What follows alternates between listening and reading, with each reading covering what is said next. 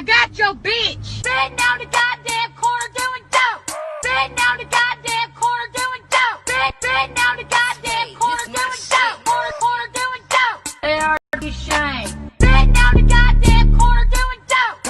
Sitting on the goddamn corner doing dope. Sitting on the goddamn corner doing dope. Corner doing dope. Goddamn right, bitch. Look at here. There you go. They're out here sharing marijuana. Look at here.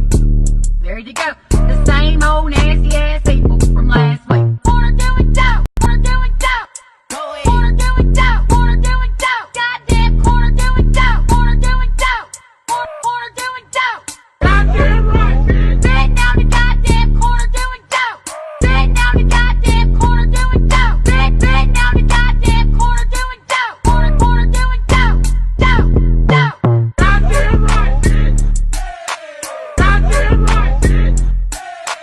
Goddamn right, bitch. Goddamn right, bitch. Corner doing dope. Corner doing dope. Corner doing dope. Corner doing dope. Corner doing dope. Corner doing dope. Corner doing dope. Corner doing dope. Sitting on the goddamn corner doing dope. Sitting on the goddamn corner doing dope. Sitting on the goddamn corner doing dope. Corner doing dope. Goddamn right, bitch. Look at here. There you go.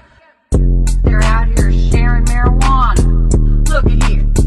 There you go. The same old nasty ass people from last week. Corner doing dope. Corner doing dope. Corner doing dope. Corner doing dope. Goddamn corner doing dope. Corner doing dope. Corner doing dope. Goddamn right, bitch. Sitting on the goddamn corner doing dope. Sitting on the goddamn corner doing dope. Sitting on the goddamn corner doing dope. Corner doing dope. Dope. Goddamn right, bitch. Goddamn right, bitch. Goddamn. Yes, I'd like to speak with a therapist, please. Yeah, speech. Yeah, no, he's got a lisp. His name's Oliver. He's a cat. You don't. Okay. All right, well, thank you. Don't worry, buddy. We're going to get you some help, I promise. Okay? All right, what's up? Had to chase his stupid ass down for that shot. He ran all over this fucking house. What's up, guys? Welcome to Barry on Deck, episode number 19. Happy Friday to you. We're doing it. Wait a minute. Right off the gate, Oliver looks like Barry? You kiss his ass. Don't put that evil on him. Thank you guys for being here. This is Barry on Deck. My name is Barry Laminack. I appreciate you guys tuning in as always to the show. Got a fun one for you. It's Friday. You know what that means. First of all, that means lawn talk. That's like the only intro I have for it, so it's not very good, but so we got long talk today. My guest joining me on the program at 3 o'clock. He is a trainer and coach for many UFC stars, including none other than Houston's own Derrick Lewis. He is Derrick's secret weapon, really. I've been sitting on my phone cord here. What the hell's going on? This is, if Oliver would have been more cooperative, this show wouldn't have been off to such a rocky start. But I do have Kru Bob Perez joining me on the show today at 3 o'clock. Good friend of mine, great UFC, great MMA trainer, great Muay Thai striking trainer too. Knows his shit. Great dude to talk to, man. It's going to be a lot of fun. Stick around for that. We do have lawn talk. I've got show updates for you. I've got all kinds of stuff to get to. So let's get some shout outs out of the way first as I catch. Oh yeah, we got a drink too. We're drinking. It's Friday. Of course we're drinking. I've got something special that I'm going to get to in just a second. But let me get some shout outs to the chat. Richard Vales, what's up, homie? Chris Householder is in. Chris Davis, the Chris's are here. Fidel Limon Sandoval, what's up, buddy? Excuse me, Dandy Dan, I see you, homie. Theo, Josh Fernandez, Mr. Buttonweed, how are you, sir? I don't see no females yet. I see Chris, I see Clarence, I see Brian. Santos, where's my chicks at? Christopher, what's up, man? Christopher Mina. Aaron, Mr. Bryant, what's up, dude? Wow, I don't see no ladies today. What's going on? Did all you dickheads run them off? And I don't mean deckheads, I mean dickheads. There's Jennifer. Hi, Jennifer. How are you, sweetie?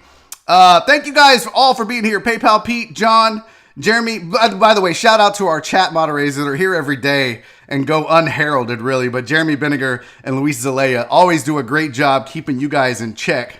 So make sure you show them some respect. Oh, shit. Look at this. Danny, I appreciate the super chat, homie. Thank you. That Friday remix is fire, man. Speaking of remixes, Danny, I got something special for you. You can thank the deckheads as always. They're outstanding, but they came through in the clutch after yesterday and our video montage and breakdown. We've got remixes of You About to Lose Your Job. So that's going to be fun. We got that to look forward to. I see you, Marsha. What's up, sweetie? Donna, there's my ladies. I just had to get down in the chat more. You guys are fashionably late, and I dig it. John Parker, money just because I got to see Oliver. Thank you for the super chat, man. I'm trying to make sure that at least on Fridays, you guys get a little Oliver time, because I know you love him. He's the star. He made me chase his ass all over this fucking house, though. I am exhausted. What's up, Walt? Man, I'm tired. Oh, Jen, what's up, Jen? How are you, sweetie? There's all my ladies. All right, Terrence, I see you, buddy. Gregory, how are you guys doing? I'm trying to catch up. All right. Yes, Keith, you damn it, you missed Oliver, dude. That's what happens. You show up late, you missed Oliver. So, what are we drinking today, people? What do you guys have? I have something special because, as you guys know, and you were so generous, last week was my birthday on Friday, and my sister-in-law, Nancy, her and my niece, Mandy, came over to the house. They made me some delicious meats, because I like the red fajita meat from this place over off Cross Timbers. So them and my wife made up a bunch of that and queso, and I just had tortillas and meat. But she bought me this for my birthday. So she knows that I love Crown. And so she bought this for me. Now, this is special Crown. Here. See, this is the Crown Royal bag. Look at that. Texas Mesquite. What? This is what we're trying today, folks. Texas Mesquite. I've never had this. I'm excited to try it out. Let's see. What are you guys drinking? I didn't see what you guys were drinking here. Oh, shit. I got super chats. What do we got? Damn, I missed Oliver. Deckheads. Hey, bro. What's up, Justin? Whataburger Coke. Chris, that's lame as fuck, dude. Shit. Gregory Vega. Thank you, buddy. I'm telling you early this time. It's Friday beer time, so let's get Oliver some catnip and we'll all get twisted. All the deckheads. Hey, you ain't gotta tell me twice. I mean, ooh. Okay. I'm not going to lie to you, Greg. It tastes a little like bacon. I don't know why it tastes like bacon to me. Not like maple syrup bacon, like the Maple Crown. It tastes a little like bacon, though. Not going to lie. So the Texas Mesquite Crown, bacon flavor. So we're putting it in here. Of course, you guys know I have to add the Diet Coke. Now, this will be the real test. What does this do? Let's see this. There it is. Oh, yeah. It's got like a little smoky sensation to it. And now I sound like a fucking whiskey dork. But that's actually pretty good. Keith, you're working. Oh, dude, I'm sorry. So am I. Haha. But I'm drinking, okay? Because I'm a real man, Keith. And I'll tell my boss to shut. I was making sure she wasn't here. Oh, fuck. Keith Rose with the super chat. I got to read it, too. And I really feel bad about this because I kind of don't subscribe to this, Keith Rose, but you know the rules if you post it. He said, F Josh Ennis. And that's not me. I just want to point out, that's not me saying that. That's Keith Rose's very generous, very kind super chat. So thank you. White Magic did a shout out on the press box. You guys are going to fucking get me in trouble is what's going to happen. They're going to be like, man, what the fuck are you doing? I'm not. Whoa. What's up, Dr. Dre on 290? What's up, homie? Thanks for being here, man. Keith said, I'm listening at work. All right, well, it's time for you to drink, Keith. I don't give a shit.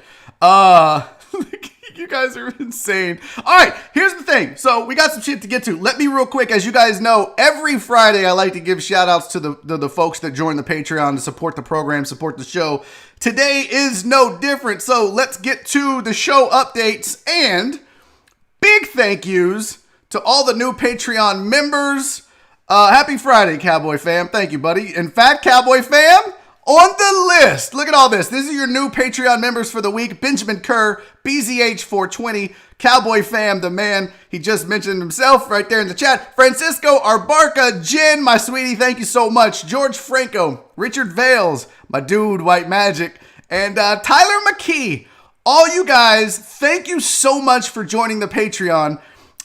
Here's the thing. If you want to support the show, you can do so by joining the Patreon. All you got to do, you go to go to patreon.com/barryondeck. You sign up. What's cool is there's different levels. Each level gets you certain things. You can get stickers, koozies, drawstring bags. If you're on the huge deckhead level, by the way, your stuff's going out tomorrow. So you'll get it Monday or Tuesday at the latest. Everybody else, the deckheads and the big deckhead and official deckheads have all received their koozies and stickers. So you guys are next. I just was waiting on these cardboard boxes to protect the bag so they didn't get all bent up and wrinkly and shit. Here's the deal though. I promised you that if we get to 200 patrons, I will add an extra show a week strictly for the patrons.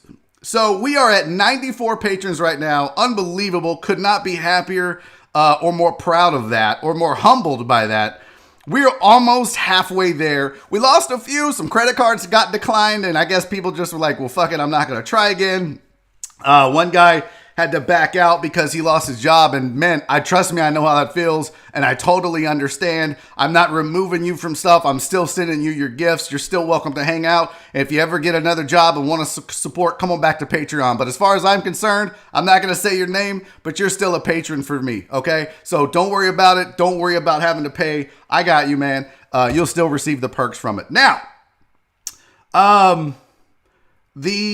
we're at 94. We need to get to 200. I'll add an extra 1 hour show per week, probably do it on Saturday. So that's the cool thing there. That's it. That's our show updates. Oh, no. I have one more. And then we're going to get to a little sports. By the way, Luis, really? Coke Zero goes hard, bro?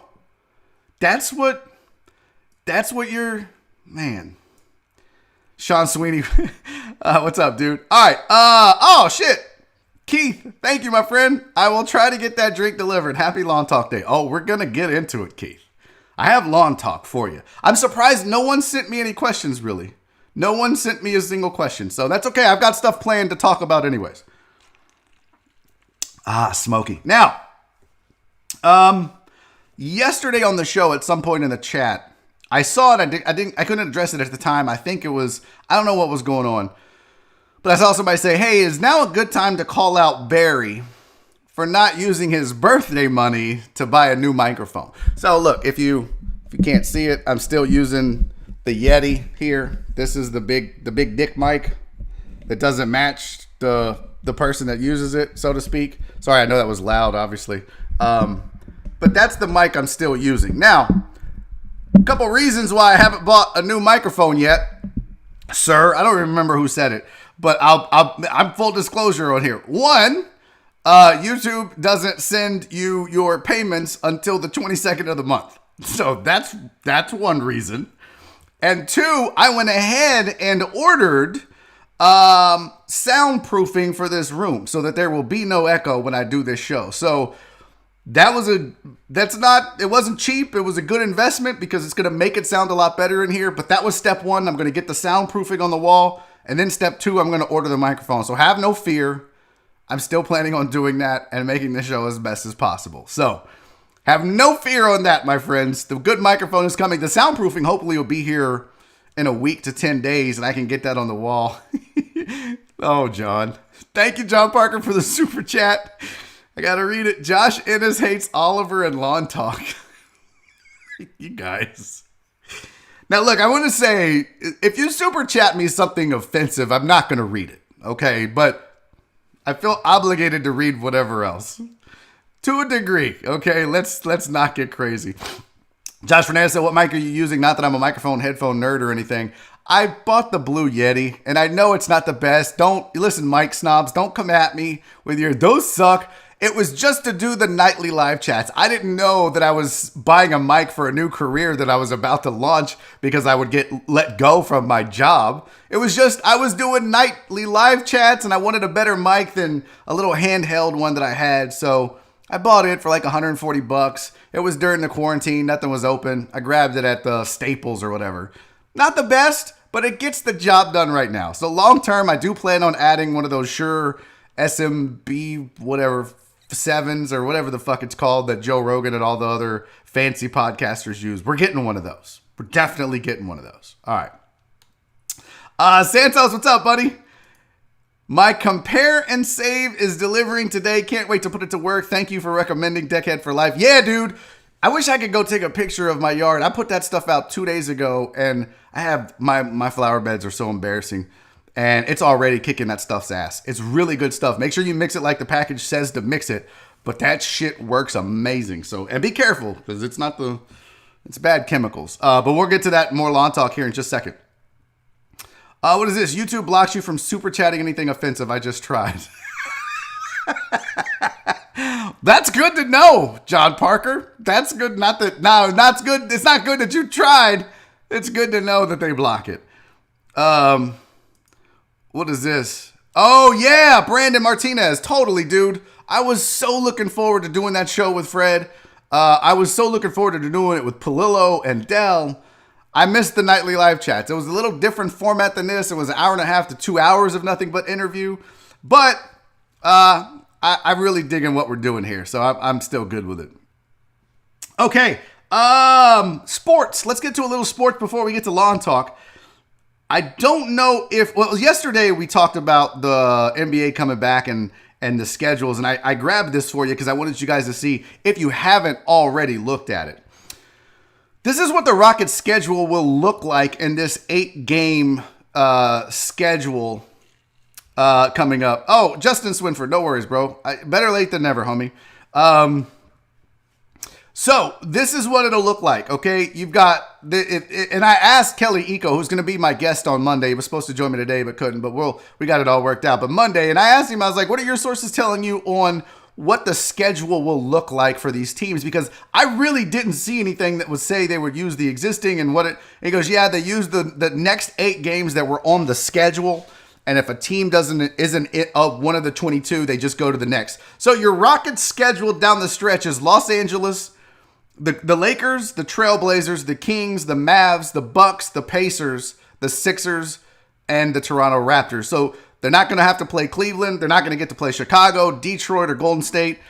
And my first thought, what's up, Jesus? My first thought was, well, shit, that's a pretty tough schedule. Like, I'm with you, Chris. Rockets got a hard schedule for the regular season. I thought so too, but Chris, think about it. Pretty much all the teams that are left are going to be decent. They're not going to be the shitty teams in the NBA. Those are all the ones that were more than 6 games out from the 8 spot, so they've been eliminated. So I think every schedule you look at and you're like, ooh, okay, that's a losable game, or that team could sneak up on them. I think most of the teams left are going to be like that. So, because my initial thought was, damn, that's not easy. But I mean, the Kings don't necessarily scare me. The Sixers have to get their shit together. I mean, some of these teams are going to be problems, and I don't think that the Rockets are going 8-0 in this. That's for damn sure.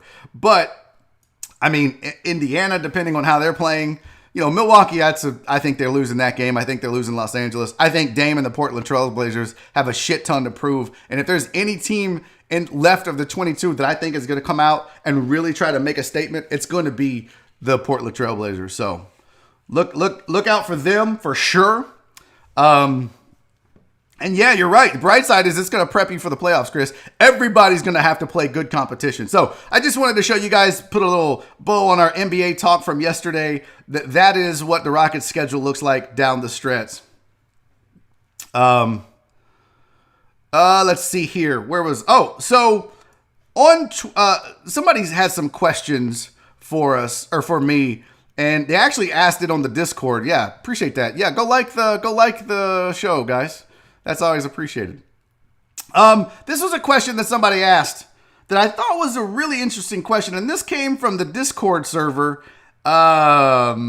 which, by the way, you can get to if you're a member of Patreon. But Robert Likes Beers had the question on the Discord server: do y'all want Tom Brady to succeed in Tampa Bay? I thought that was actually a pretty good question to ask because I never thought about it. It's almost like, do you want Bill Belichick to succeed in New England now without Tom Brady? And my first answer about Bill Belichick is no. I don't want Bill Belichick to succeed. I mean, I don't give a shit if he does or not, but I'm not looking for it. But I'll be honest, part of me wants to see Tom win for the very reason that I don't want to see Bill Belichick win is, there's always that discussion of, well, who's really who? Like, who's really the key to that relationship? Is Belichick, does he win all those Super Bowls without Brady? Does Brady win all those Super Bowls without Belichick? Well, it would be nice if Brady had a winning season and did well in Tampa Bay to kind of prove that it wasn't necessarily Bill Belichick, but his own abilities. And I think the same as if you're a Belichick fan is true. That, hey, if the Patriots can win without Tom Brady, then maybe we have our answer, especially if Tom flops in Tampa Bay. But I don't think he will. I don't think he's going to be great.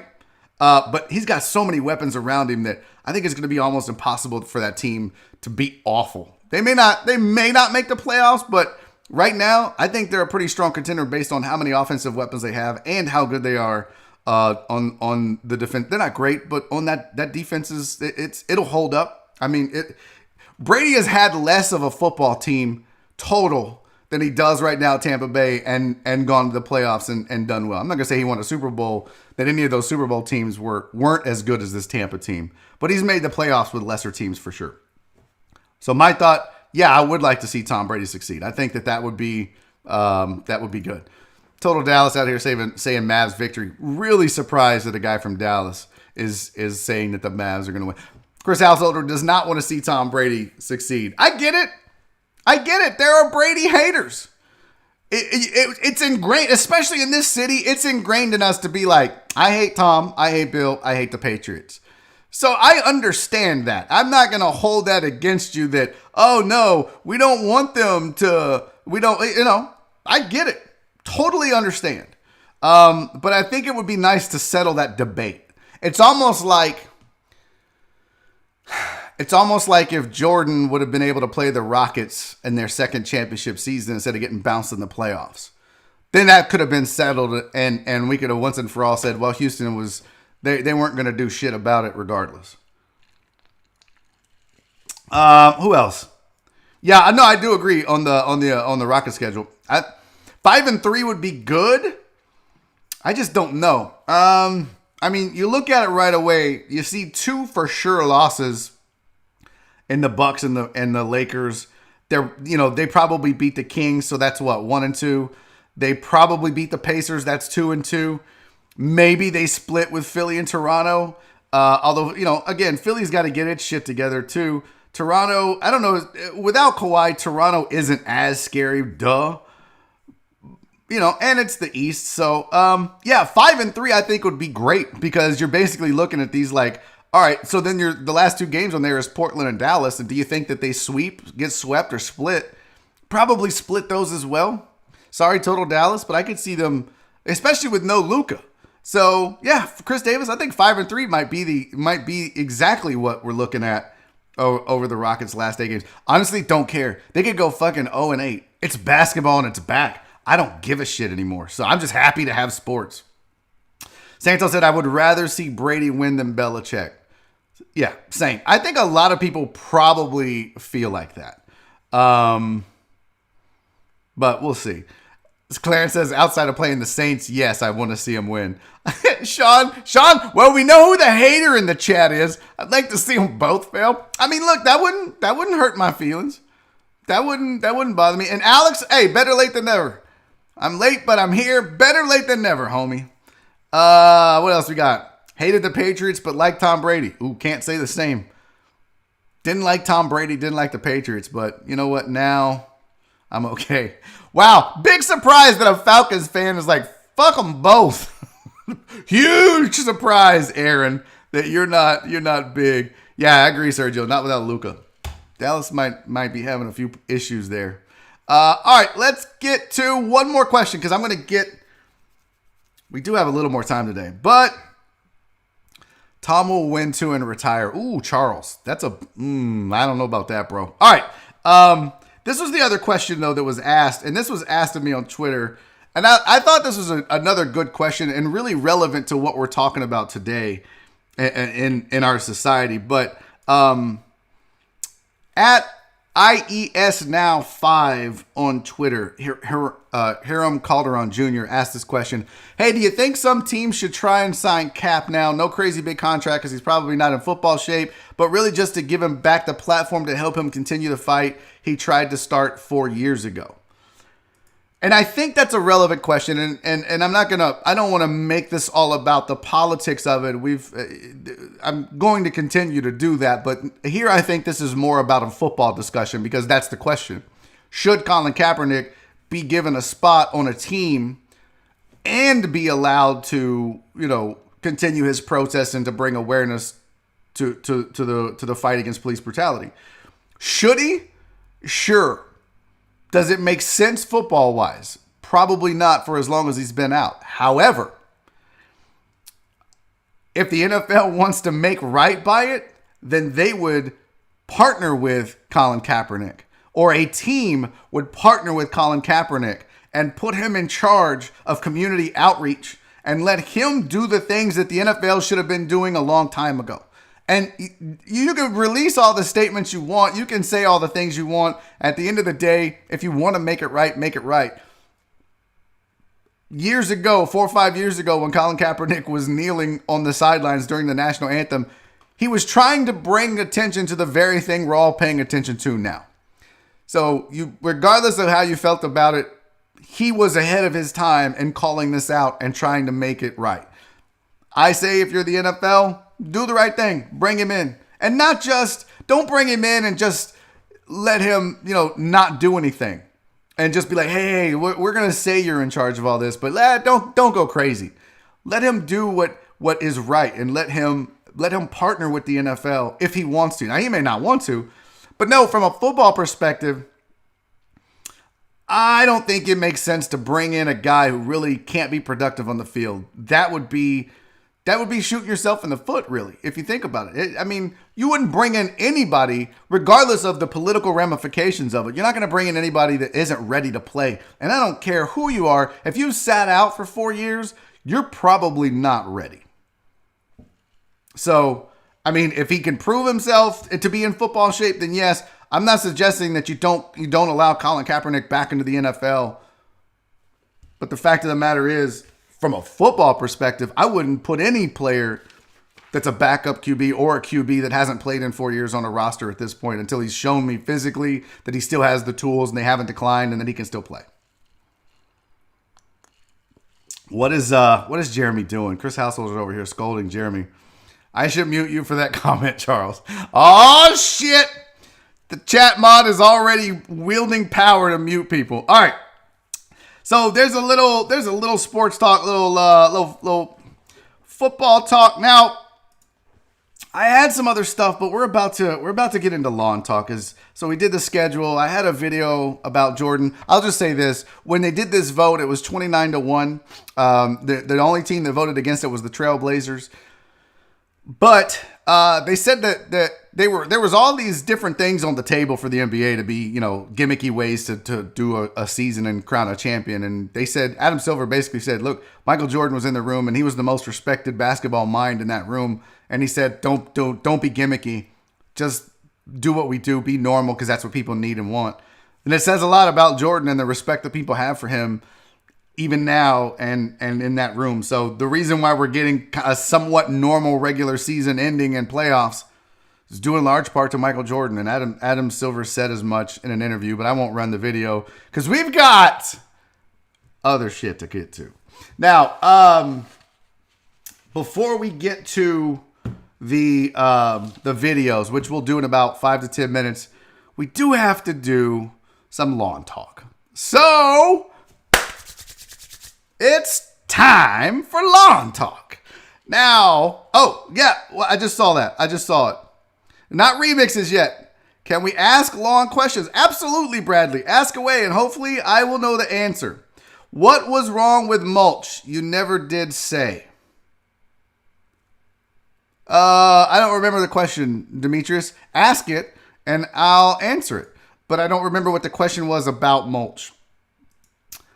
Santos said, I used Weed Beater Ultra and it worked, but left crabgrass. Can I hit with another round to see if it works or just buy the expensive formula you mentioned before? There is stuff specifically for crabgrass. There's Crabgrass Killer, is I think the name of it. If you're struggling with crabgrass, it'll be a little bit cheaper than the Celsius. Celsius will pretty much knock anything out, but man, it is so fucking expensive. And if you got a lot of it, it might be an issue. In fact, I was talking to somebody on the Discord server about Dallas grass, and I was telling him if you get something that can kill crabgrass, either granular or liquid, it'll probably knock out the Dallas grass as well. Here's the thing though, Santos, and everybody, that I want you to remember when it comes to killing weeds. This is this is way more important than what you buy, okay?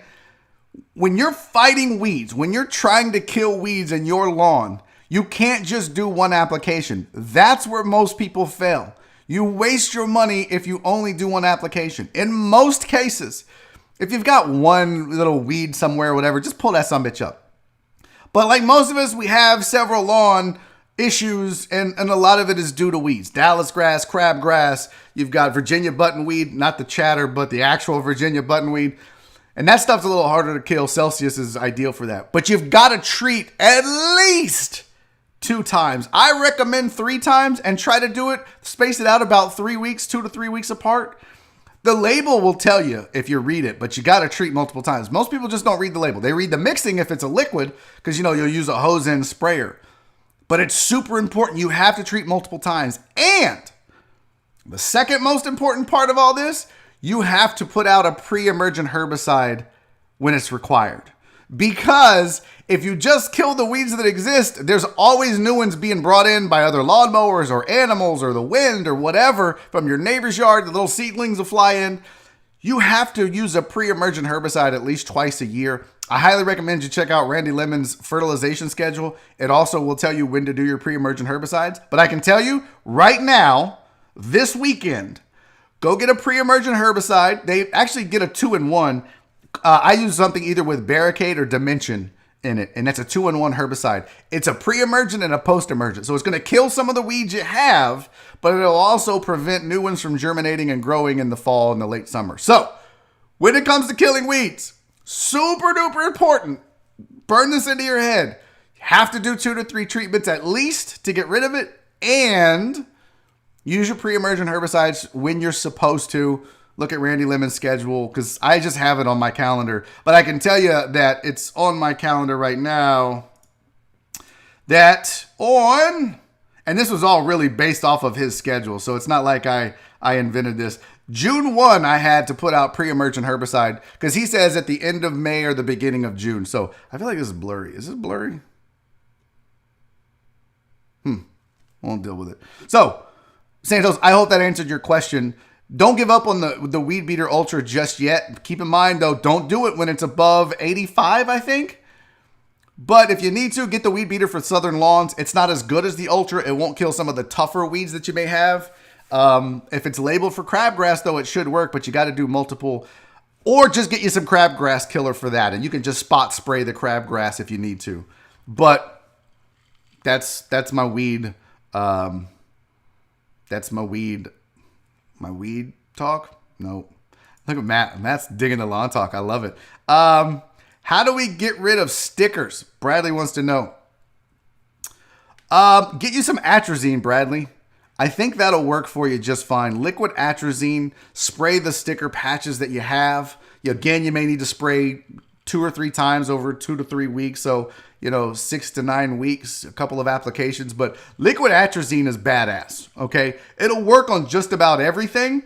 The problem is it's not safe for trees. So when you use Scott's Weed and Feed and you're out there doing that and those granules sit on top of the trees the little tree beds or the roots that you may have. It's going to seep down into the soil and damage the tree roots, and eventually your tree's going to die because of the atrazine. So that's why it's bad. But if you use liquid atrazine and you're careful around your trees and you don't get it into the root system, but you're only spraying weeds, it can be really effective. So my advice, Bradley, get you some liquid atrazine and try that first. Do it according to the label, or at least 2 to 3 times. Black mulch causes fungus. Was that what it was? I don't remember that. I don't know if that's a true. I know black mulch is bad for your lawn, or bad for your. You should never use dyed mulch. That's bad, because the dyes and the chemicals in the dyes are bad for your plants. Yeah, I'm sorry, Aaron. Lawn talk for apartment people isn't the greatest. I do appreciate that. He had pics of mulch next to his house, and when he asked about his side yard. Oh, yeah. The dyed mulch. I'm glad you brought that up. Yes, now I remember. Demetrius had mulch, and he bought the bagged dye mulch, and that's what I wanted to talk about. The fact that if you get like the black mulch, or you get the red mulch, or the dyed brown mulch, or yellow mulch, or blue mulch, whatever, they put chemicals in that, and those chemicals will actually stunt the growth of your plants, could harm the plants, and in some cases could kill them. Especially if you continue to use it. What I do, and this is just me, but what I do is I buy a compost, but I don't get the fine or the medium. I get a coarse compost, which is it's dark colored in nature already, so it's going to be closer to like a black mulch. It lasts longer than black mulch, because black mulch, the dye gets rained away and it fades. But compost is going to stay darker longer, and use that instead. In fact, swear to you, on the Bible, right before this show, I called Nature's Way Resources. They're not an advertiser. That's just who I use. I called Nature's Way Resources and ordered 3 cubic yards of coarse leaf mold compost, because I'm going to be mulching the flower beds this weekend.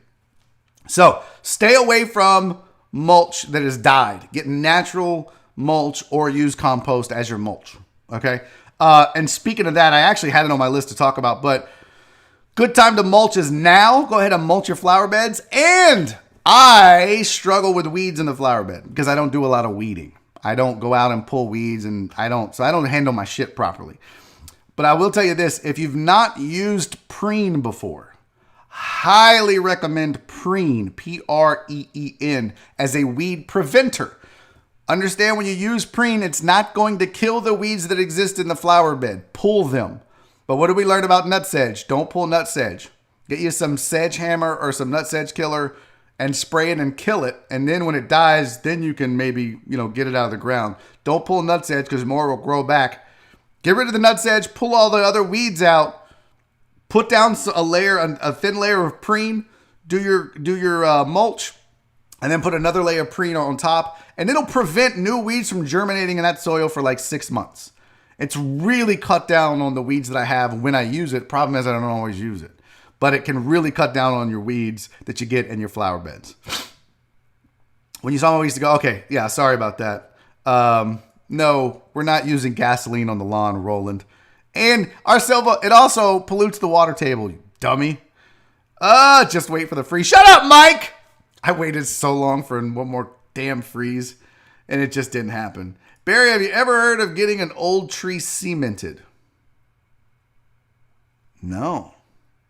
I don't know what that is. I could Google that, but I have no idea. Yes, Chris, glyphosate that compare and save that I said to use does kill, but it kills everything. So if you have crabgrass in your grass, or you have some weeds in your grass and you spray that area, it's going to kill everything, including the St. Augustine or the Bermuda or whatever's there. So be careful when you use glyphosate. I've just put down the glyphosate in my flower beds, though, for sure, because that kills the weeds in the flower beds.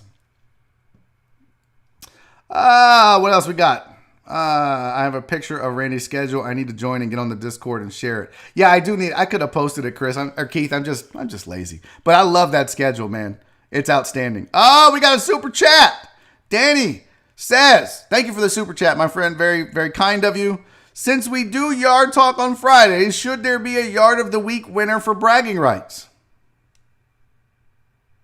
Danny, That's an outstanding idea, my friend. You know what we're going to do? We're not going to do a yard of the week, Danny.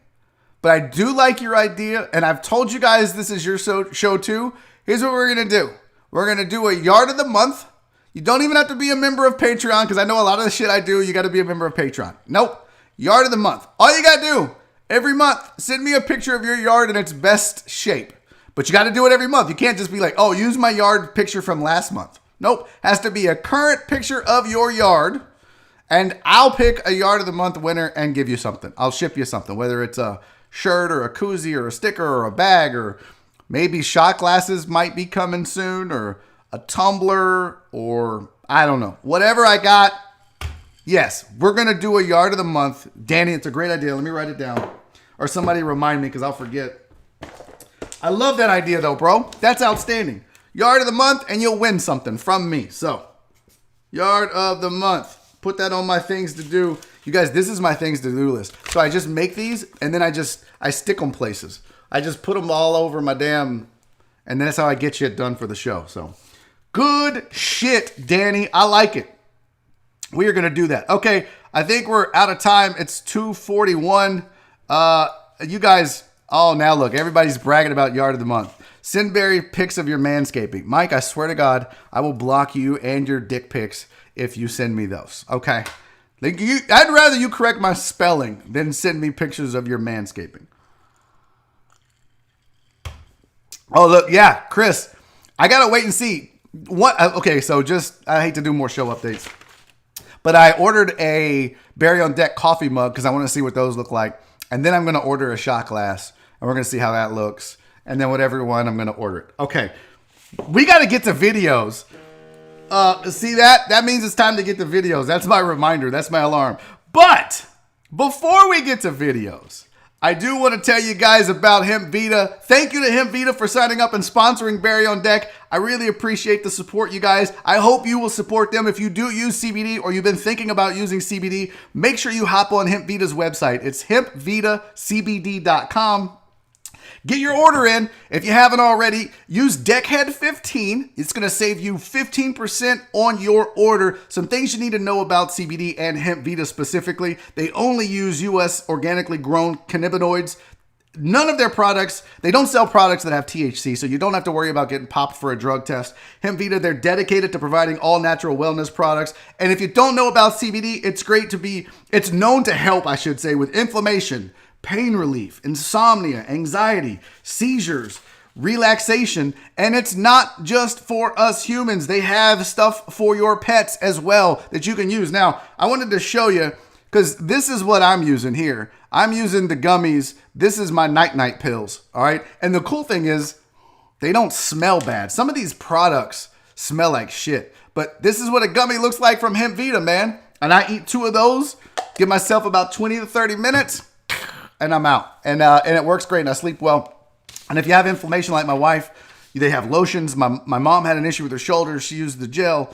They've got a ton of products, and you can save 15%. Just use that coupon code, Deckhead15. You save 15%, and you're supporting the show at the same time. So thank you guys, HempVita, for support. Guys, make sure you go get your order. And look, if you have questions, hit me up. I'm happy to answer them, and I'm sure they are too. They're great people. Harold and Steve do an amazing job. You can always hit up the folks at HempVita and ask your questions as well. Okay, now where's TJ at? He knows what time it is. Where is it at, TJ? It's film session time, bitches. Okay, I really want to get an intro for this. And lawn talk. I gotta get on that. I gotta figure out how to do that. Here we go. So, today's film session is really about yesterday's film session. And if you missed yesterday's film session, you about to lose your job.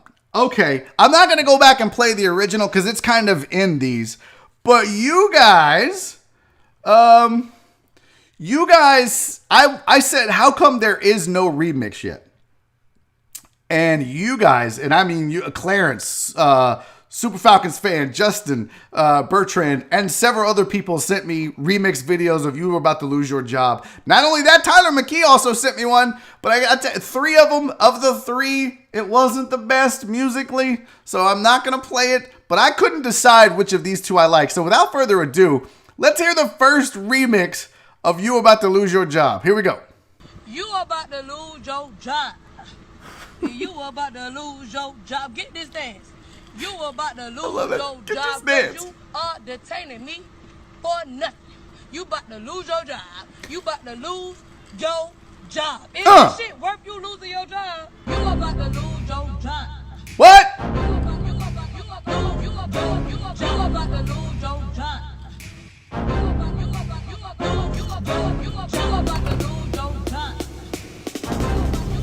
Uh-oh. You feel that building? That's somebody about to lose their job.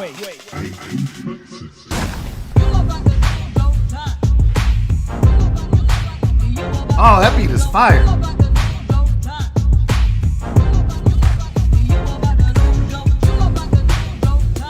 What?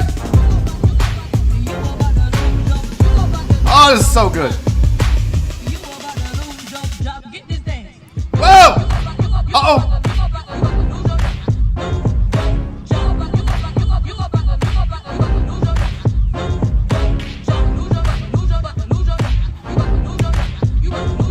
Oh shit!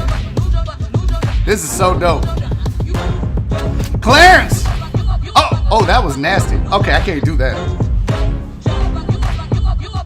Okay, no, that's not good. That made me throw up.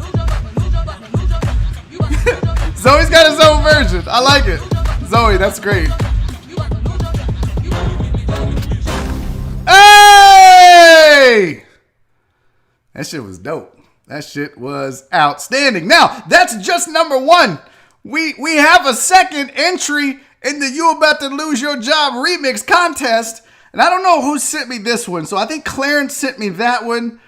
I don't know if it was Super Falcons fan or Justin Bertrand. So I got a couple of them and I got them all mixed up.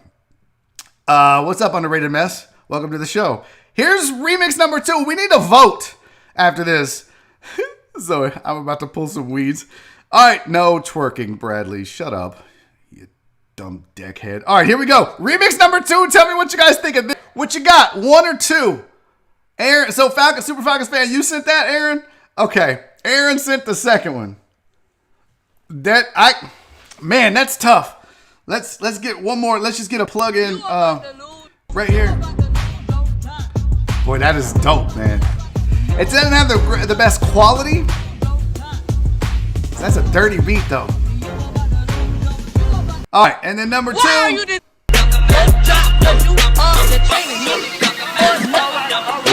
y'all got? Whoo! Let's see. PayPal Pete says number 2. I like that, Tiffany. That was good. J-O-B. Let's see. Oh, shit. We got to start up here. I see some people trying to be funny, Frank.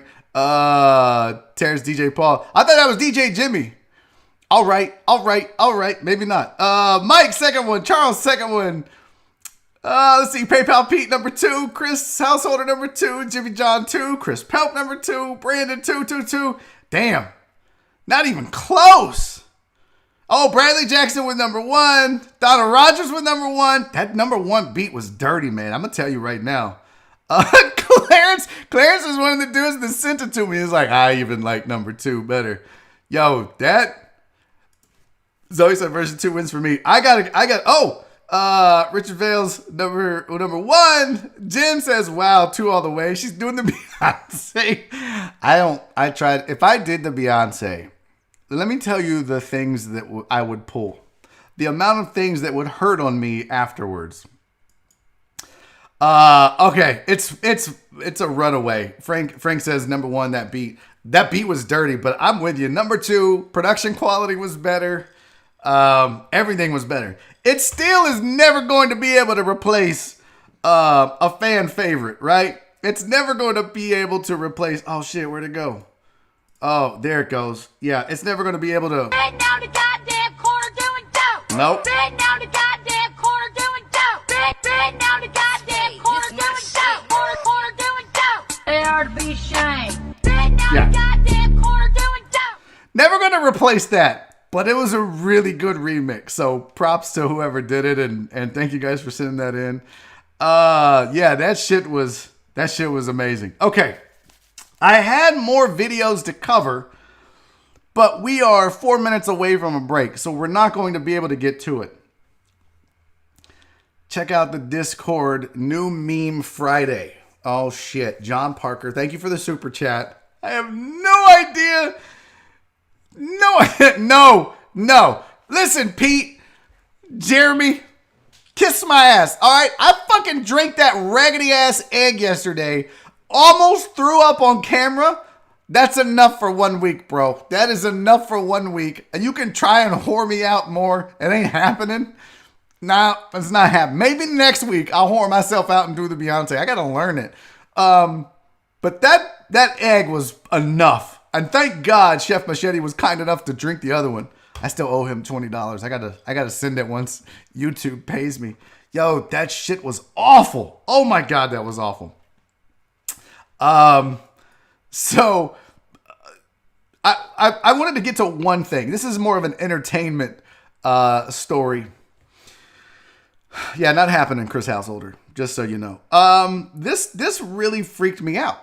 And I don't know where you guys stand on this, but I was curious what the deckheads would say if they saw something like this. But I try to do sports, and then, today is Lawn Talk. Normally I'll have some entertainment news and videos. And this comes from the world of entertainment. And I saw this a couple days ago, but never had a chance to get to it. But somebody, the New York Times did an interview with Alicia Silverstone. And we're just talking about what she's doing, because I think it's the 25-year anniversary of whatever show she was on. Was it Clueless? I don't know. I mean, I like chick songs, but I don't watch chick movies. But they talked to her about what she's doing during the coronavirus pandemic and staying indoors. This shit blew my mind. This is a direct quote from Alicia Silverstone when asked what's going on. They said, "How are you passing the time?" And she said, quote, "My son and I take baths together. And when he's not with me, I take a bath, and that really feels nourishing and comforting."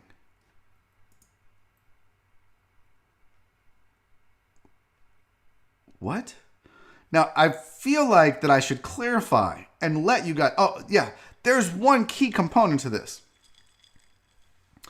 Her son is 9 years old. What the fuck? Who takes a bath with a 9-year-old as an adult? I don't give a fuck if you are his mom, his dad. I remember when I was 9 years old. I did not need to see my mom naked. No fucking... Okay, Michael, that is disgusting, bro. That is absolutely disgusting. Lucky kid. Michael, you would really want to see your mom naked. Really. I'll pass.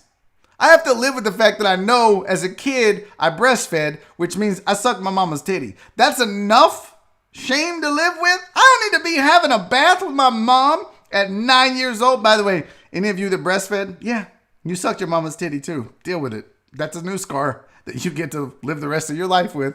It was a thought I randomly had one day, and it freaked me the fuck out. So, that's fucking gross, Alicia Silverstone. Get your shit together. Stop bathing with your 9-year-old kid. It's not okay. That is not okay. I don't give a shit how connected you guys are and all that shit. That's disgusting. Stop doing that. What did I miss? Oh, that was Michael. Okay. All right. God, that hour flew by. It's already 2:55. I swear, it seems like Fridays go a lot faster because of the Lawn Talk. So, up next, joining me on the show, not just a friend of mine, but an amazing human being and an amazing trainer and coach, a striking coach, an MMA coach. He's the coach and trainer for Derrick Lewis, respected all throughout the MMA world, especially in the UFC. Kru Bob Perez is going to join me live on this show. So, you know how this works. We are going to take a 5-minute break right now. And then when we come back, Kru Bob Perez is going to join me on Skype. And we're going to just chop it up. You know, if you have MMA questions, put them in the chat and I'll ask him. If you have questions about fighting in general, he knows his shit when it comes to boxing and all that, or just other stuff. This dude, we'll get into it. It's going to be crazy when we deep dive into the life and history of Bob Perez. But we're going to do that right after this. We're going to take a 5-minute break. Thank you guys for being here. Thank you all for the super chats and your generosity and your support and your views and your thumbs up. If you're liking the video and the show, go subscribe and thumbs up and all the stuff I forget to say. Back in 5 right after this.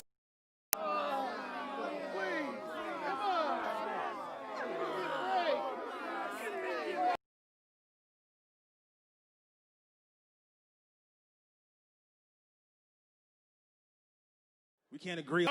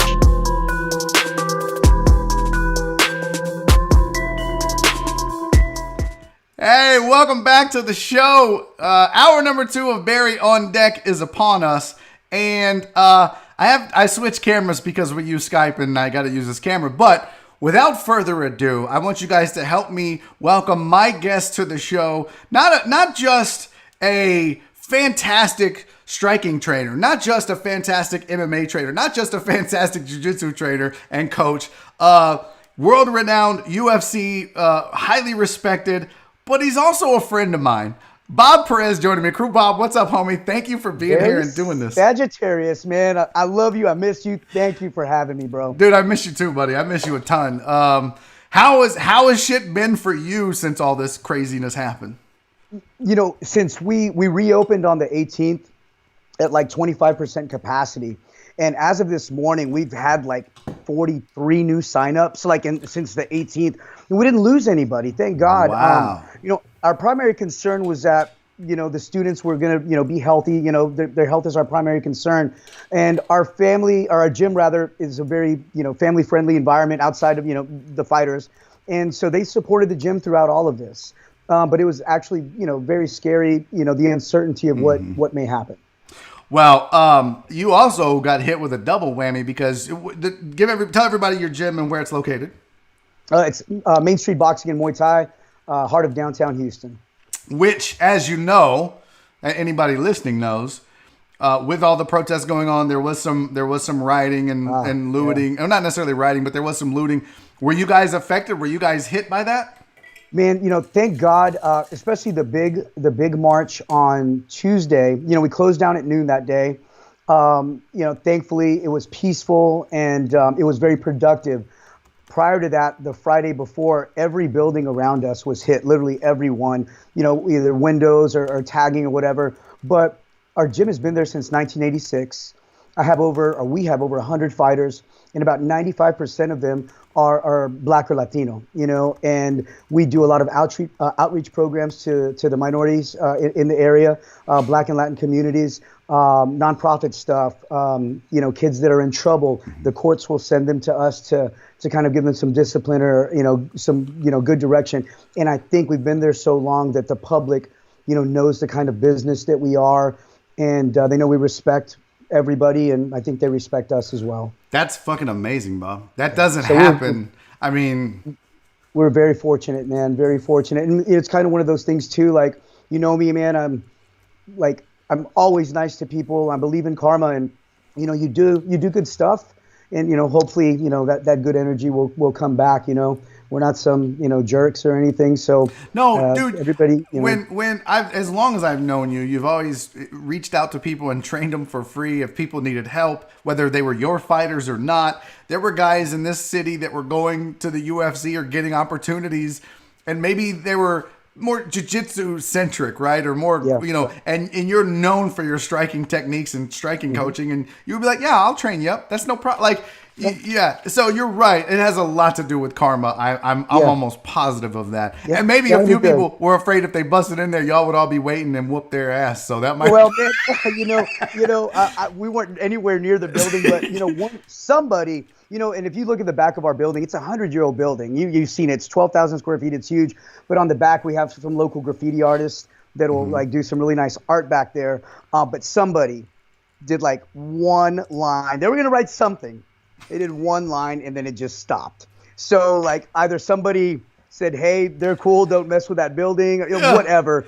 It could be the universe, God, whatever. But they stopped. That's good. Thank God. Yeah. Thank God. Yeah, absolutely.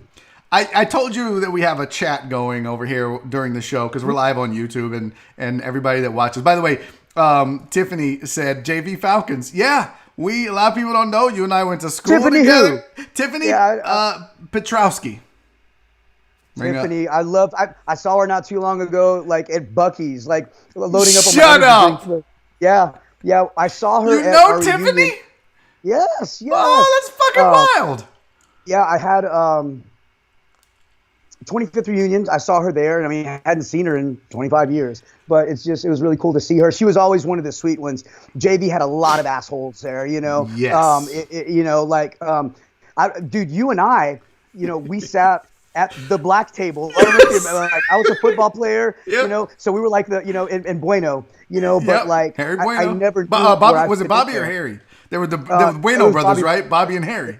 Yeah, well, no, Harry was just another Bueno. Oh, really? They weren't brothers? Yeah, I'm racist. Bobby had another brother. Yeah, but no, I remember Tiff. Yeah, but going back to the reunion, I was like, you were a dick in high school and you're still a dick, And of course, that chick that breaks your heart is just morbidly obese and just you're like, so once again, karma, brother, karma. I'm telling you. I'm in no means am I a fucking model, but. I'm almost 50 years old. I'm doing all right. Bro, when I used to train with you, your weight was a problem for both of us. But looking at you now, I was looking for a picture for the thumbnail for this show today, and I was going through when I was boxing when I was 120 pounds. But I was going through some older photos, and then I look at you now, dude. How much weight have you lost from let's say depends, man, back then to now? I realized at 40 years old that I have hypothyroidism. I had no idea. So I train all day long. You see how I work. All day, and just couldn't get weight off. And I wasn't really drinking or boozing too much, but that was a big factor. I have no metabolic rate. So. They put me on some meds, and then I just train all the time, and I eat fairly clean, other than my Red Bulls, throughout the day, But I don't know. I know I got down to 155 for my birthday a few years ago. I wanted to see if I could hit 55, and I did. That's crazy. But man, the older you get, high school, man, I was skinny boxing, but six pack, and I could eat anything. I was always hungry and never. You too. Yeah. And you had your high top fade, man. You had your high top fade. I was tiny. I was telling him yesterday I had this dude named Chef Machete on. He's such a great dude, but we were talking about how when I was a kid, I was tiny. I'm fat now. I was never big, but you look good. Oh, you look shut good. up. No, let me take this shirt off, bro. I'm telling you, it's disgusting. But I was tiny in high school, and I couldn't gain weight. And then as I got out of high school, developed a little muscle in the six pack, and then you fucking hit your 40s, and it's like that's it, bro. Over. That's it. It's so hard. Like any young fighters that I have, they look at me for fatherly advice and stuff, and I try to be there for them. And like one of the first things I say, this was like a great civilization of hair. This used to be a six pack, and it's you just did kind have of like, hair. Dude, beauty fades, man. So like, find you a girl or a guy, whatever, that is just a good person, man. Is just a good person, because all that shit goes away, bro. And it goes quickly. One day you wake up and you're like, where the fuck did I get all these chins from? I just say they're extra smiles. That's what I'm just like. That's you're just a happy individual. Yeah, I just have multiple smiles. That's right. So somebody checked you out. Underrated Mess said this dude has a great wall for video. But he's got a ton of videos online. If you're interested in striking, man, just Google Kru Bob Perez. Go to his Instagram. Go to my Instagram. It's at Kru Bob Perez, and I put I'll usually do a technique of the week, or I'll show how to hold certain things for boxing, Muay Thai, MMA, whatever. But like, message me, man. You know me. I'll do anything to help, anyone that I can. Yeah, it's true. And so Chris Davis had a question. He said, what is the more important thing you tell those coming into the gym? What's one, like, anybody that comes and says, I want to train, I want to learn how to fight, I want to box, I want to, Muay Thai, whatever, MMA. What's honestly, one thing you start it's with? It's really not one thing, honestly, man, because it's so relative, and it changes with every individual. The ones that come in that are like, I'm going to be a UFC champion, or I'm going to be this, or I'm going to be that. And, I try to be real, like a dad, like I said, let's take the proper steps, because, I've been doing this my whole life, and, we'll see where you're at. But the one thing I tell those guys is, the day you were born, whatever you believe in, I believe in, God decided if you were going to be a fighter or not. I can show anybody technique, but it's innate. It's either in your DNA or it's not. You can't teach that heart, that a lot of people have. So that being said, man, my advice to new people is just take the proper steps. Like learn, because inevitably when they keep bugging me, like I can fight and I'm a warrior and I'm this and that, and we just, they get greenlit, But that's after many warnings, many warnings. I'm like, dude, let's be friends. Like, let me be your teacher. Let me help you. But you have stories. There was somebody that came that this was back in the 4-ounce days. And there were guys that would, because at the time in Houston MMA, 4-ounce was the king of the hill. There were several really good MMA gyms in Houston, but Pineda was the first to make it to the UFC. And then Andrew Craig made it, obviously, with Travis Took and Team Took MMA. Yeah. But Daniel was the first, and it really kind of set the tone for the direction that the city was going to head in as far as MMA goes. And everyone wanted to be at 4-ounce because you and Daniel made it to the UFC. Yeah, and we had a great thing, man. And people, when that happens, it's like anything. When you're on top, you get haters, and people want to talk shit. And how many times do you think that someone came to your gym saying that they could whoop anybody, including Pitt and anybody else that was in that gym, and you said sign the waiver, and then they left with their tail between their legs? How many times does that happen? Well, man, I can tell you this. Daniel and I were talking about this the other day. So before we kind of developed our name, Jeremy opened it, and about 6 months later, Pitt and I came in, and I kind of like took over the MMA program and so forth. And we were just a very like loving, crazy, dysfunctional family. We loved each other. At that time, this was maybe 2008. Nobody knew who we were. So I personally fought at least 4 or 5 guys off the street. Pitt, I would, and that usually happened. I was already old because like my fighters were late, and I'm like, well, fuck it, I'll fight you then. But like, I would always want Daniel to get on him because Daniel would just beat the living shit out of him. Anybody that knows you, by the way, knows that's so you. Oh, fuck it, I'll fight him.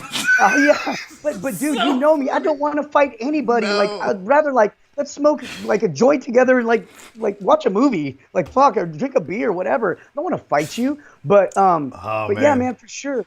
Pitt, Jeremy. Oh my gosh, like there were some times where I worried, and it was like, is the waiver signed? Jeremy But we love that place. You know, these people came really disrespectful, you know, and we were situated between like a Tejano nightclub, a billiard, like a, you know, a pool hall, and this other place. So on Friday nights when the fight team would train, you get these drunks like passing by. I fought one guy in the cage, refused to take off his belt buckle. So I fought him in his belt, his jeans, and I made him take his boots off. And the first time I touched him, his nose just bombing. That was it. That was kind of one of the last times I did it.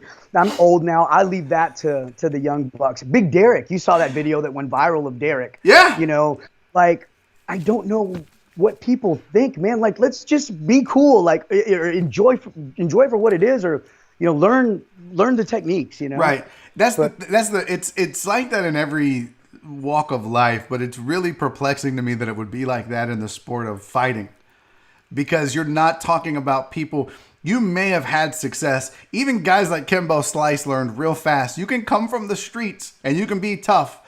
But if you don't know technique and you don't know how to fight, it's a whole different animal. It is a whole different animal. 100%. You know, man, and it's just so different. So it's weird, man. I think we all have our place in this world, and my place is to teach and coach and lead. You know, I had some amateur boxing, and then I did like some Muay Thai smokers. The MMA fights that I had scheduled, they fell through, so it just wasn't in the cards for me. And by that time, I had already, you know, gotten into my teaching, you know, and that's what I meant to do. But my point is that some of these guys, it's innate, they're just fighters here, and then they get this amazing technique, and people like Pitt and Derrick, they're beyond freakishly strong. Like, people don't understand. You can't hang with people like that. I mean, anybody can land a lucky shot, but like, you know me, I played, you know, high school ball. I tried to play at a collegiate level. That didn't happen. And I played Mexican leagues up to my mid-20s. And in no time have I ever thought, you know what, man, I think I can walk on with the Stros, man. I think I can do that. No, absolutely not. We all have our place in this world, man. And, you know, I think, and a lot of times it's kind of romanticized, you know, fighting, or, you know, they're balling. No, fighters are really, really broke up until, you know, they make it, like somebody like Derrick, or even make it high level in the UFC. But like, it takes a lot of years, a lot of literal blood, sweat, and tears, man. It's not what people think. You don't get into fighting for the money. No, absolutely you just don't. You get into fight. It's like I tell people about comedy, because I'll have people like, man, I'm funny. It's kind of the same thing, Bob, if I think about it.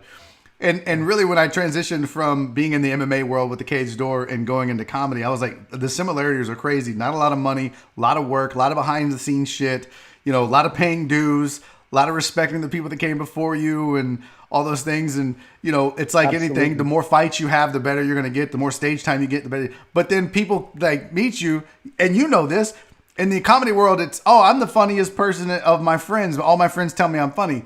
I'm the toughest guy in my crew. I'll fight anybody. Okay, but then the difference is you're going in there with trained killers. It's a whole different ballgame. A whole different ballgame. I mean, I can probably tell a joke and make somebody laugh, but there's no delusion in my mind that I can get on stage in front of a room full of strangers and perform. You know, like, it's so hard to do.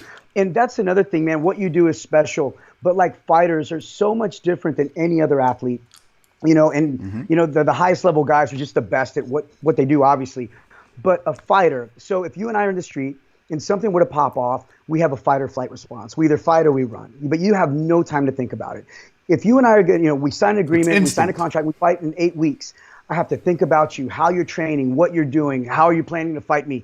You know, are you going to make weight? Are you going to miss weight? I have to do all of these things as well. And then you have to make weight and have the balls to get in there and fight. And that's why I get so defensive. All of my fighters are they really are like my kids, and you know that.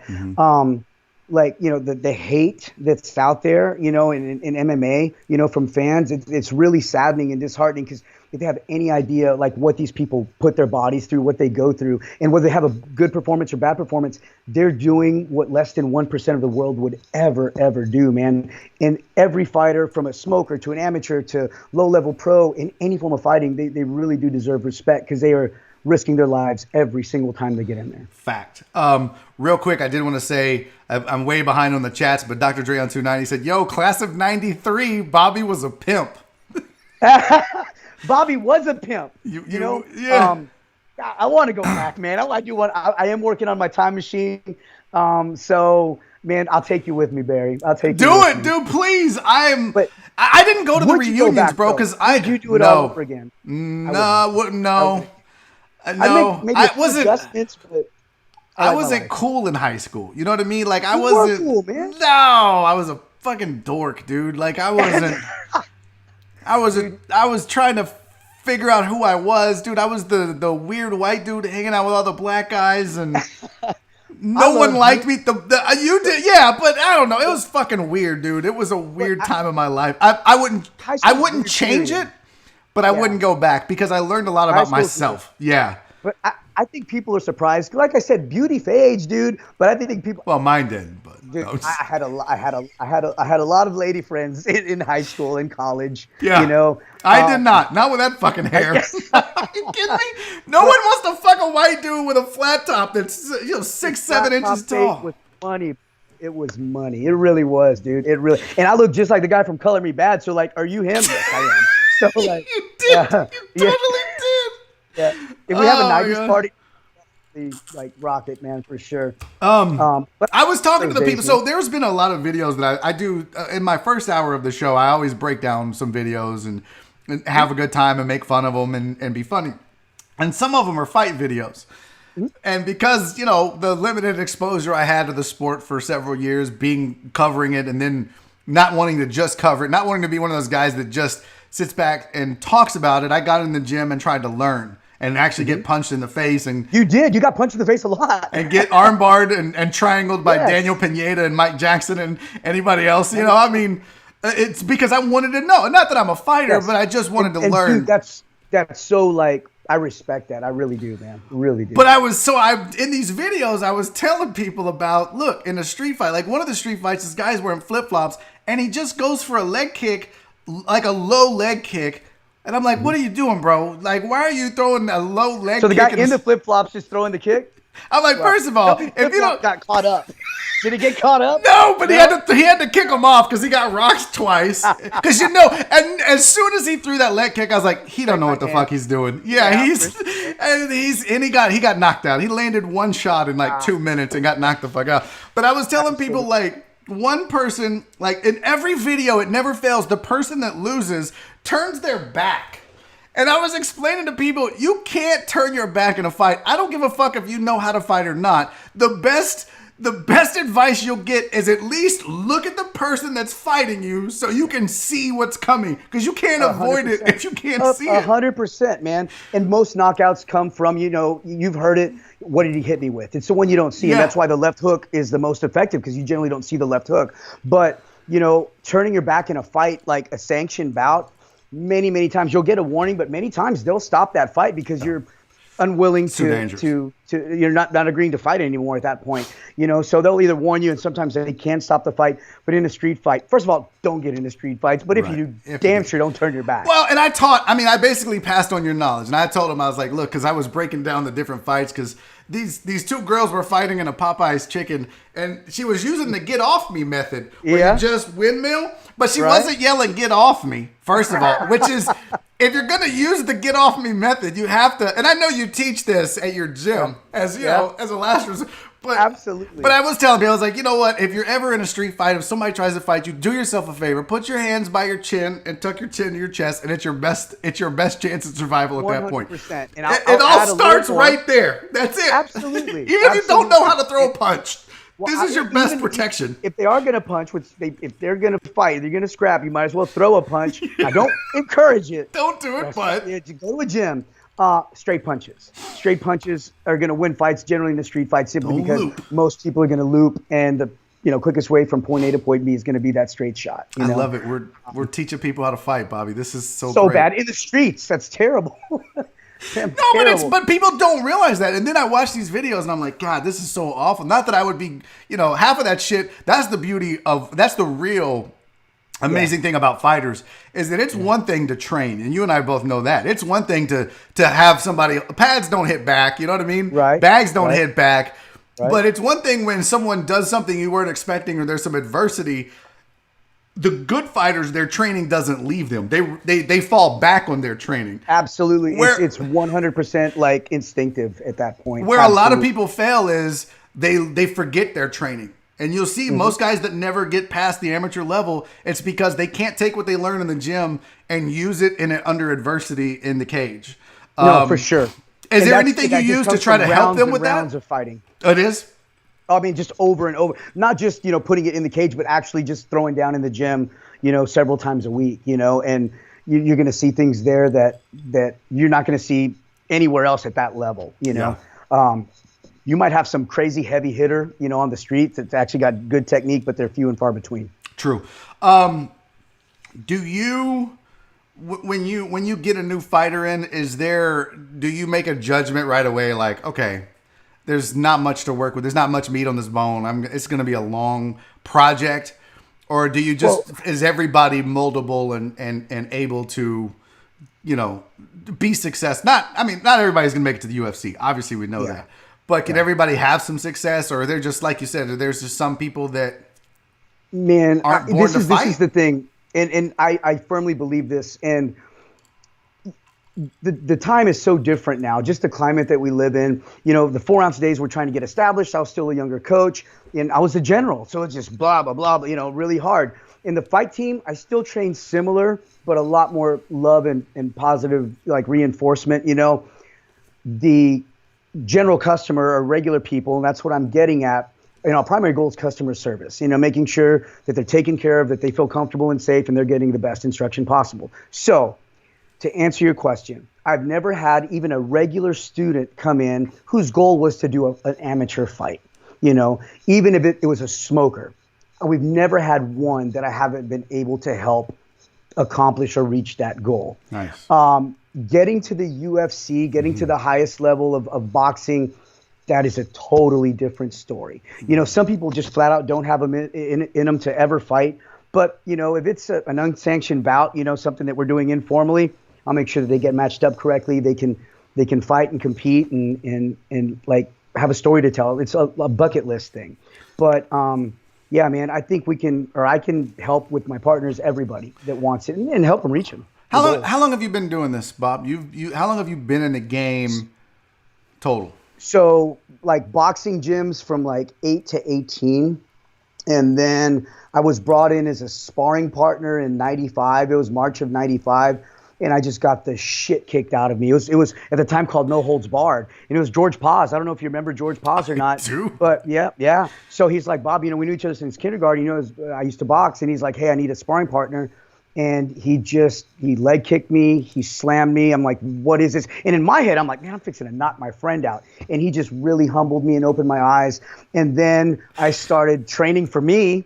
And then 2005, I started coaching professionally. So you started coaching. So you started at the age of 8. And so you've been doing this your whole life. You started coaching in 2005. And I think we reconnected when I started the Cage Door in 2010. And yes. I saw how hard you worked. Mm-hmm. I saw the dedication that you had to the sport, to your fighters, to the city, to MMA, to Muay Thai, to striking, to learning, to being better. You would go train with other coaches and learn techniques. And because a lot of guys are just like, I know what I'm doing.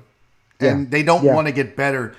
Absolutely. Did you ever think you would reach the level that you have reached? Was there ever a doubt? Because for me, and I told you as much, but I am so thrilled for your success because I know how hard you worked, and I know how many people doubted you. I know how many people disrespected you. I know how many people looked down on you or talk shit about you. Did you ever doubt for a moment that you would be at the level you're at now? Was there ever doubt?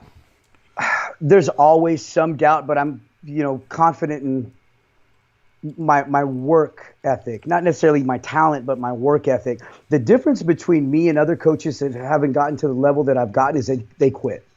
They just fucking quit. Things get hard and they quit. They don't make it here and they quit. I never quit, and I never will quit. So, I've got, I think it's 84 champions now, 7, 8 world champions, Muay Thai, boxing, and we do everything. The UFC gold is like my holy grail. That's what I want, for sure. But no, man, I never doubt. I don't know how long it was going to take me, but I never doubted it because of my work ethic, not talent, And I still learn every single day. That's why a lot of these coaches, I know everything about fighting. I learn every single day. I'm surrounded by some of the best boxing coaches in the world, some extremely high-level black belts at the gym. I can go to Saxon for my Muay Thai or go back to Thailand for Muay Thai. But if you stop learning in this game, just like anything, you become extinct, man. You go the way of the dinosaur for sure. I think the story of how you and Derrick connected is fascinating because of the route that it took, right? Because Derrick's old trainer, rest in peace to Coach Tony, you guys were friends and then had a falling out because that's what happens in MMA, but you guys still remained cordial and buddies all the way to the end. And then Derrick came to you afterwards and it really helped you. Part of that, your training helped propel him to the next level.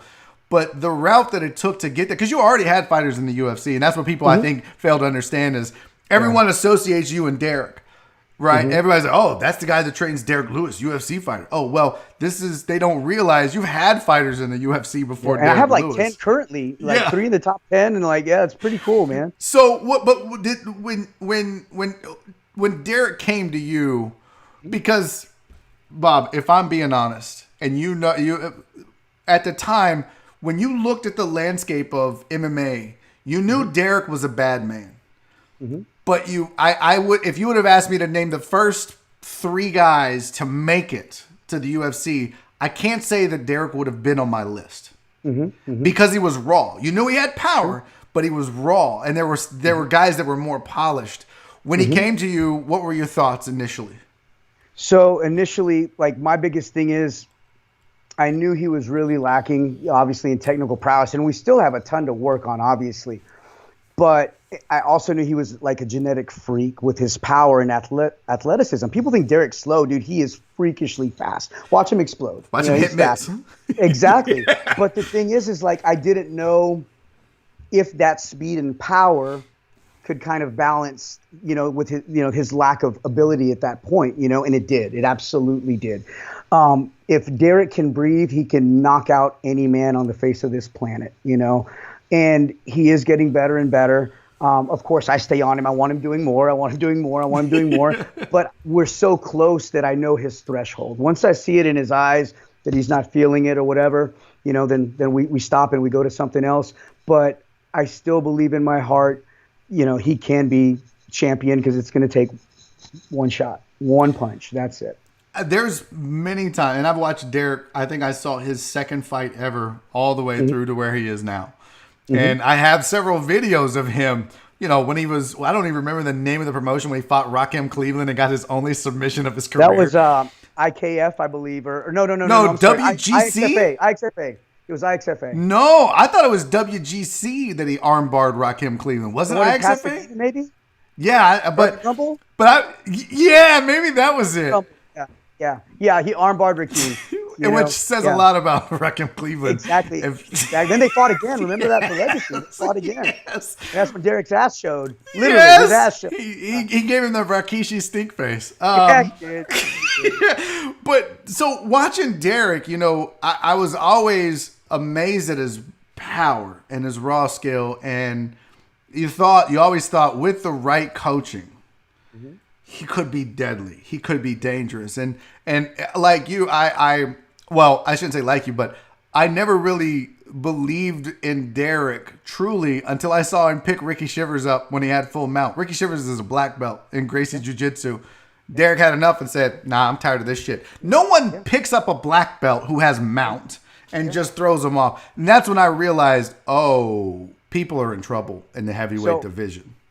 Our relationship, Derrick and I, the term gets used a lot loosely, but he really is like my family. I mean, I love him and his wife and his kids they're family. And I think that is reciprocated. He may not admit it, but I know that Derrick loves me and he trusts me. And that's what he was really lacking before. So if I tell him we need to do something, he will do it.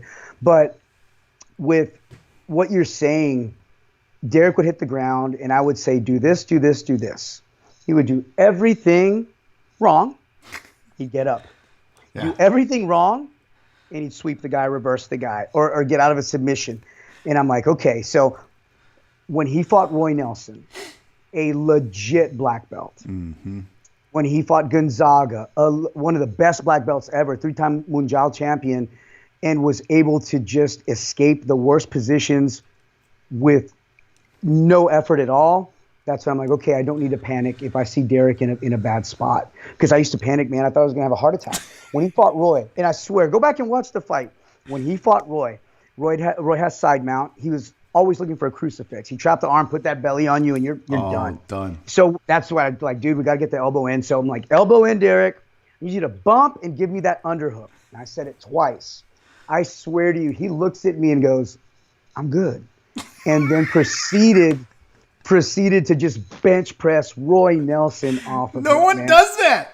Who does? That's what I'm saying. No People one don't get fucking it. does that. I'm telling you. Oh, Derrick's this or Derrick's that or Derrick's that. Motherfucker, you go fight him. Let's see how that shit works out.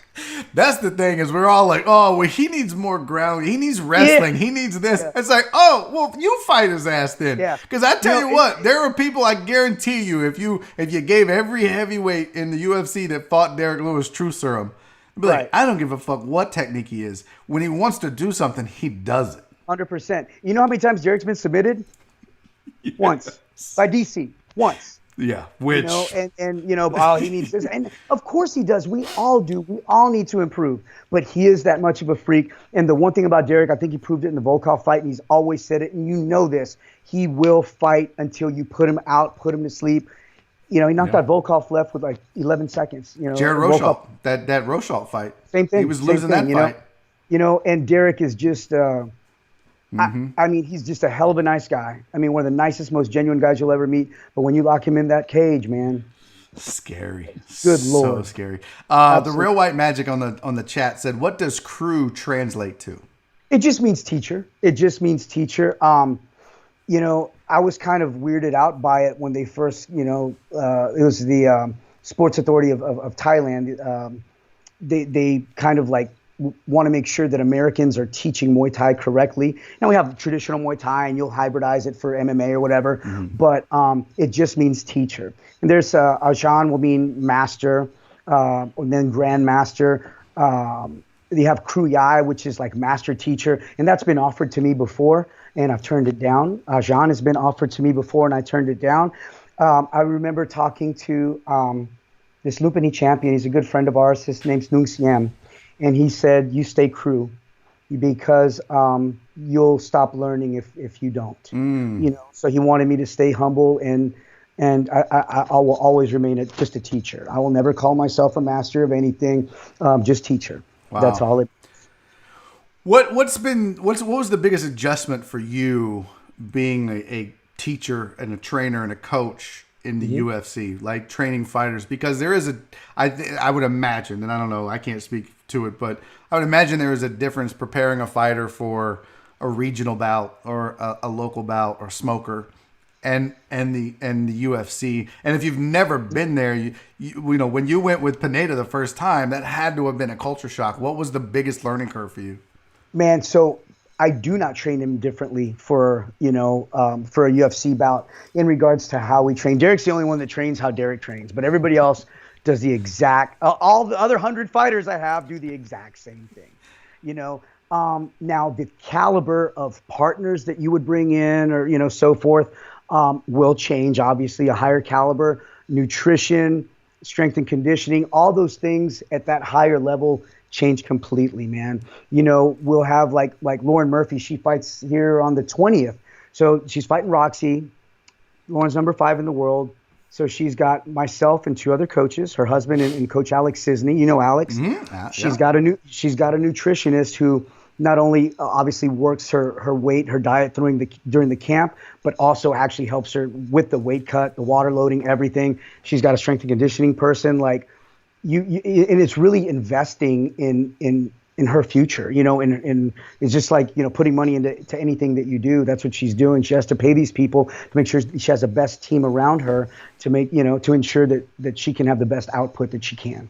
Who's the one fighter in this city that people don't know about that you think is going to be? And it can, it doesn't have to be in your camp. I know you're gonna. Yeah. But who's the one fighter that everybody needs to be paying attention to? I think there are a couple, honestly. Okay. Adrian, like smaller weight guys, Adrian Yanez. I think Jacob Silva's always been a stud, And they're both going to get their shot in the contender. And I have one myself, Will Morris, a 155er, who I truly believe we can go to the highest level of the 55 division. Well, I know two of those. I know. Do I know Will? I don't think he's. Is he newer? Will, because I know Jacob. I mean, Jacob was around. Yeah. With Silverback back in the day with Derrick. You've been kind of out of the loop for a bit, you know. So, but no, you would like I think be really impressed with him. He's just a great kid. That's great, man. What is besides fighting? Is this just all encompassing for you? Because I remember when you were still working you had a day job. I had like 3 jobs, dude. I was in retail. I was middle management, like at Walmart for 16 years. Was a biologist. Remember? So that's what I remember. It took me 10 years to get my degree. I worked as a biologist with the EPA for 16 years. I would just do anything that I could to provide and make money because the gyms and fighters at that point, there was no money to be made, Mm-hmm. But I definitely missed the biology work. You do miss it? I do miss it. I miss my friends, and it was really good work. But, dude, I get to go to work and be with my friends all day, every day. I make more money than I've ever made, and it's just I'm happy. It's just really cool. What was the leap like? Because I remember you were at the point where you were debating, can I do this full time? Is this a viable thing to do? And what was the kick in the pants you needed to, or what was actually the determination to take that leap of faith? I kind of always wanted to, and my wife flat out told me her exact words, because I was having that heart to heart, what should I do, because she's got a lot that she brings to the table. I had a lot that I was bringing to the table, and I was scared that I wouldn't be able to like pull my share. And her exact words were like, grow some balls and fucking do it. And done. The balls got really big, and I fucking went out and did it, man. But that was such motivation to me, like just in faith and trust, like, man, grow them and do it, man. So that was it. That was the part that really kind of made me just say, you know what? I gave my 2 weeks at the lab when I was working as a supervisor, biology, lab supervisor, and I gave my 2 weeks, and that was it. That's then I bought scary, dude. It was really scary. So, any regrets? I mean, I know you said you miss it. Any regrets at all? Not at all, man. I would never go back to that. After doing this, when my coaching days are done, buy the gym from me. I'll, pass on my teachings, which is very important. But I actually want to kind of work as a cut man for the UFC. Really? And I've been talking to Rob about that. How many hands I've wrapped and cuts I've worked over the years. So Rob's like, you just tell me when, and it'll be cool. Shit. Pretty cool, yeah. The new stitch, huh? The new stitch. I never realized. That's something I didn't know about you. Always cut man, huh? No pressure. I mean, obviously there's some dude. Interesting, note. I don't know if you knew this, but we're talking about it.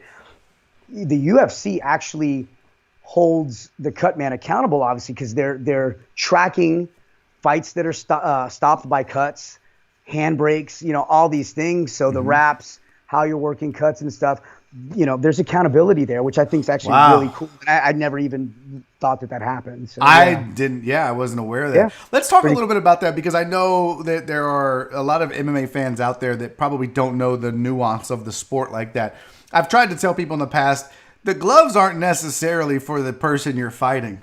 Mm-hmm. The gloves are also to protect you from breaking your hands as well, and to soften gloves the blow. Were invented to protect the hand, not the head. That's right. 100%. And people are like, nah, that's bullshit. That's why. No, I'm telling you, it's. But why do you wrap hands? And what's the purpose of? Because you see it where you always see it's the same picture where the fighter has his fist out and the coach is wrapping it. But what's the purpose of the hand wraps and the gloves? Like, what does it do? I mean, it's 100% to protect the small bones in the hand, protect the wrist.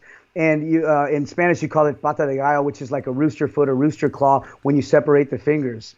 And so the separation of the knuckles, protecting the small bones in the hand and the wrist is why you do that. So it's usually gauze and tape. When I've wrapped people in Thailand, it's totally different. Would be completely illegal here. Like it's like really? gnarly. Yes. But Putting here in brass you have knuckles and certain shit. guys. What's that, really?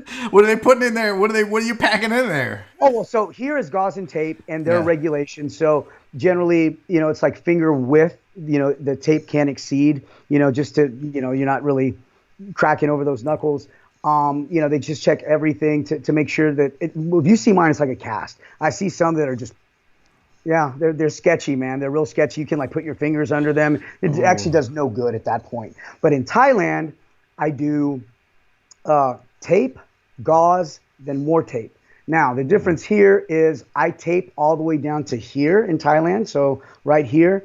But I also cut these strips to make like a horseshoe, and that goes around the knuckles and protrudes about that much from the knuckles. So it's like getting hit with brass knuckles. Man. Yeah. It's crazy. That's why they don't give a shit, huh? Gloves to protect the hand. And like I want you guys to think about it. The old bare knuckle boxers, you wouldn't see them fight here. They were always with the hands kind of low. That's because they couldn't go to the head too much without breaking their hand. They would attack the body. So they would stand with the hands a lot lower in order to absorb or defend the body shots. Wow, now I didn't know that. That explains the old school stance. Yeah, that's holy shit. Look at that. We learned something.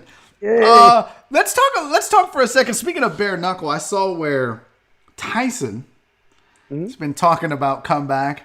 And there was a rumor that he was going to fight. So Tyson Fury. They were playing with the Holyfield idea, but I didn't know if that was. And real then or Tyson not. Fury, and then it was who's the former MMA and K1 and the guy that Couture fought. God, I can't think of his name. James Toney.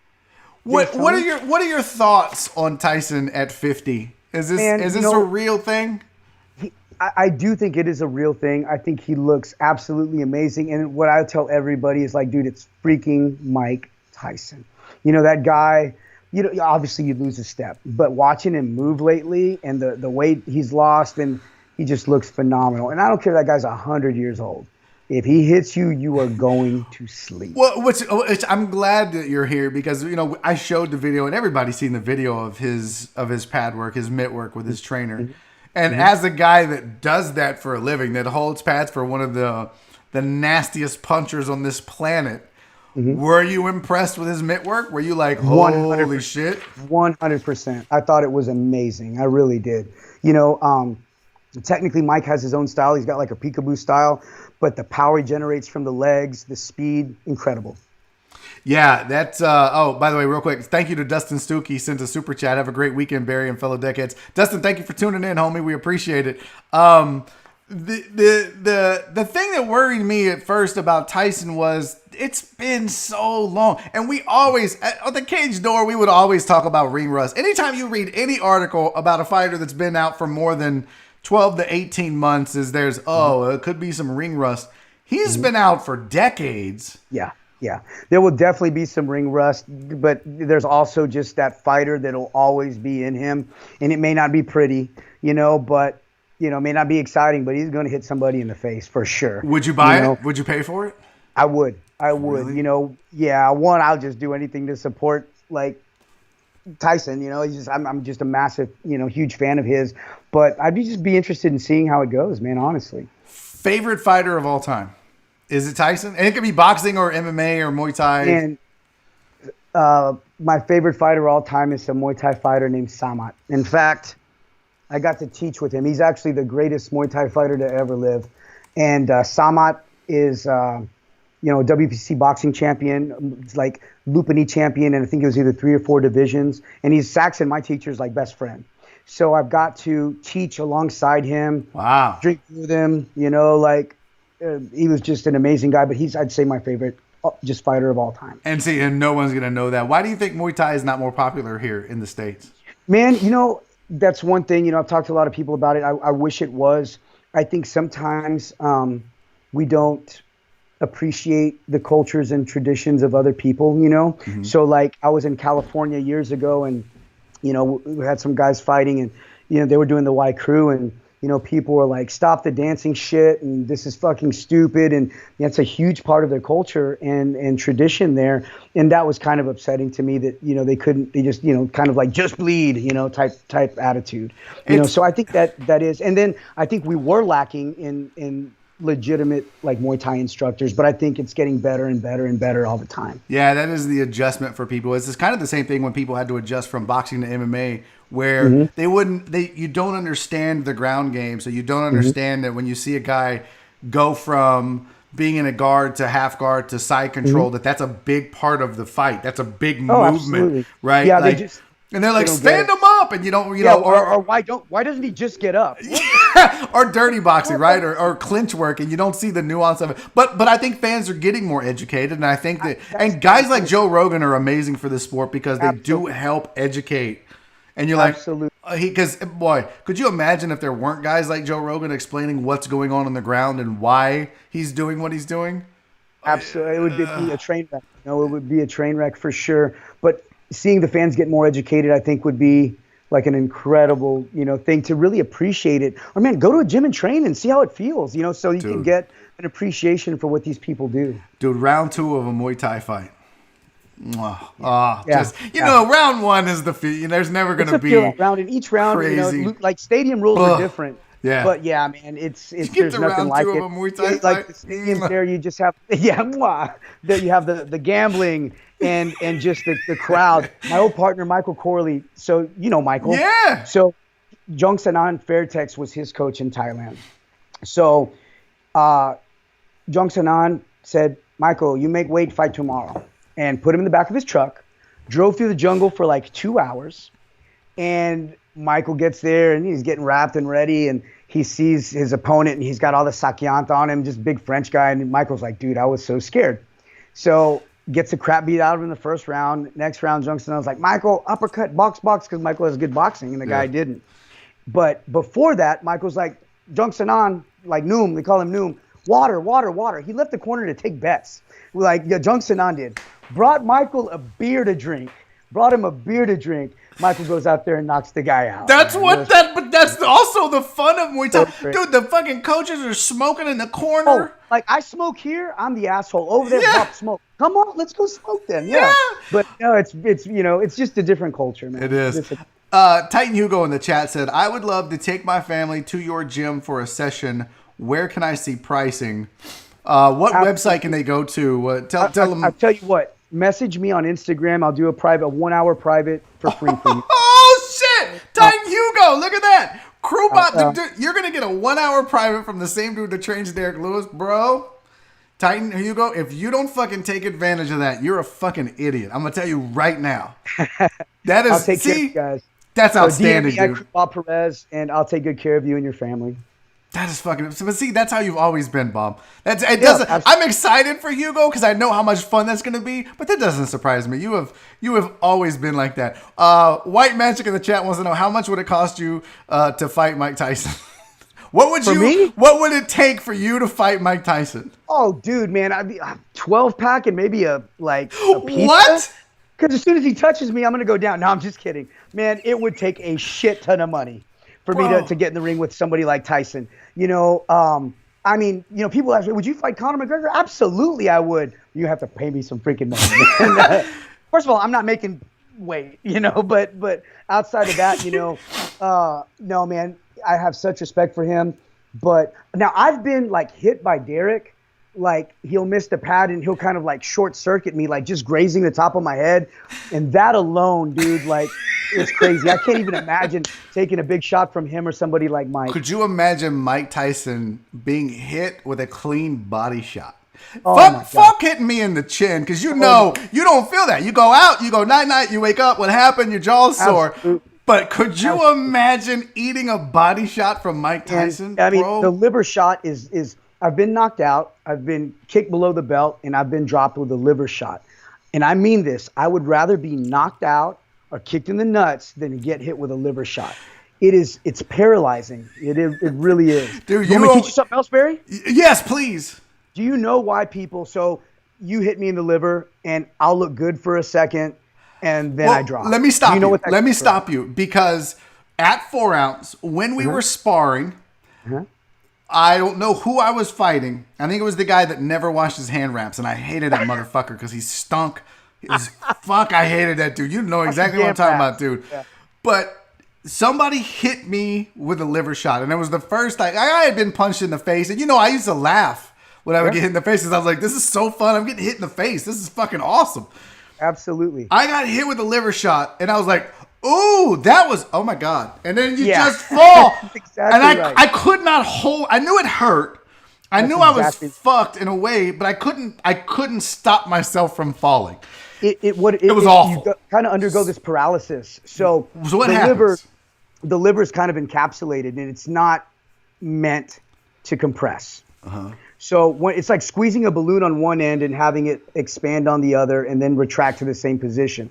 So with the liver, you hit it to this side, it expands, it retracts, and then the signals are like going from head to the rest of your body. This isn't supposed to happen. So it's a breach in homeostasis and you drop. Ooh. So that's those 2 seconds is the blow up to the retraction to brain, and you're done. It's almost like getting kicked in the nuts. You're like, me, it's worse. You're like, oh, that's going to hurt. And right? Like that little delay. Absolutely. It's horrible. Horrible. It was the worst I felt. Now, fuck Hugo. Okay, now Hugo, who you said you will train, all he has to do is message you on Instagram. Yeah, just have him message me. Bro, he goes, I don't have social media. What? What are we supposed to do with that, Hugo? Yeah, can you email him? I'll pass. Don't give your email out. You'll be flooded. I'll Titan Hugo.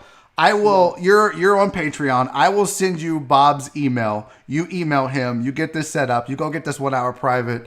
It's like fantasy fight camp almost. We're gonna make this happen, Hugo. Don't worry. Absolutely. Bob's not gonna fucking not do it because you don't have Instagram. I promise you. Absolutely, that's right. But man, I'll take care of people. I want to take care of some of the people that have taken care of me, man. Just if I could, before I forget. Yes. So our gym, man, you got to hit us up. Our website is mainboxinggym.com.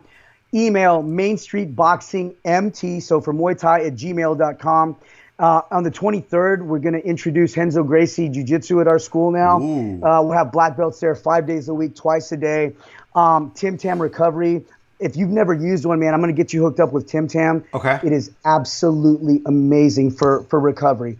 And then also a friend of mine out in Cali, she's a young Latina who single mom, owns her own business, and she sent me these products, and they were smelling salts. And I'm kind of like into the holistic stuff now. So one of them is to actually help put you to sleep or relax you, and the other one's to like get you up. And I'm like, wow. So I got to give her a shout out. It's Sochil, and you can find her at Sochil Beauty on Instagram. She's killing it. It's amazing. So to spell it is Xochitl. It's Aztec. Dope. Yeah, it's amazing. But I wanted to say thank you to all these people, and of course, thank you too, man. I gotta train you soon, bro. I gotta get rid of these chins, bro. We gotta get rid of it together, dude. Let's do it. It's okay. All right, I'm gonna come out. I'm gonna be slow. I'll even video it so all the deckheads can see how long it's been. We'll video it.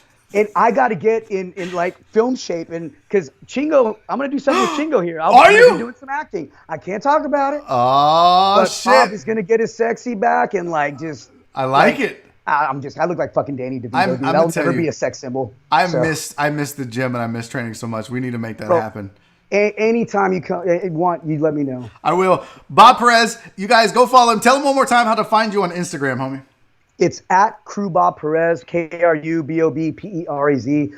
Hit me up with any questions, guys. If I can help in any way, I will. All right, Bob Perez, thank you so much, homie. I appreciate you for doing this. Thank you for being here. Guys, that's Kru Bob. Go follow him. That's it. We are done. That is another episode of Barry on Deck in the books. Thank you all for hanging out. Titan Hugo, don't worry, homie. I'm going to take care of you. Looking for your Patreon. I'm going to send you a message. I'm going to get Bob's email to you. You just send him a message and get it set up, and he's going to take care of you. That's outstanding. Hey, Deckheads, thank you for being here all week. Thank you for sticking around. I know it's Friday. A lot of people want to get home. I appreciate you all watching. Make sure you subscribe to the channel. Make sure you like it. Make sure you tell a friend. At this point, let's grow this thing, man. Go tell a friend to tune in and just try it for a week. Try it for 2 weeks. If they don't like it, they don't have to stay. But just tell them to give it a try for 2 weeks, and I appreciate it. Chris, thank you, man. Bob is amazing. You guys, thank you so much for being here. My name is Barry Laminack. This is Barry on Deck. I hope you guys have a safe weekend. I hope you guys be careful. Wear your fucking mask or stay home and love each other.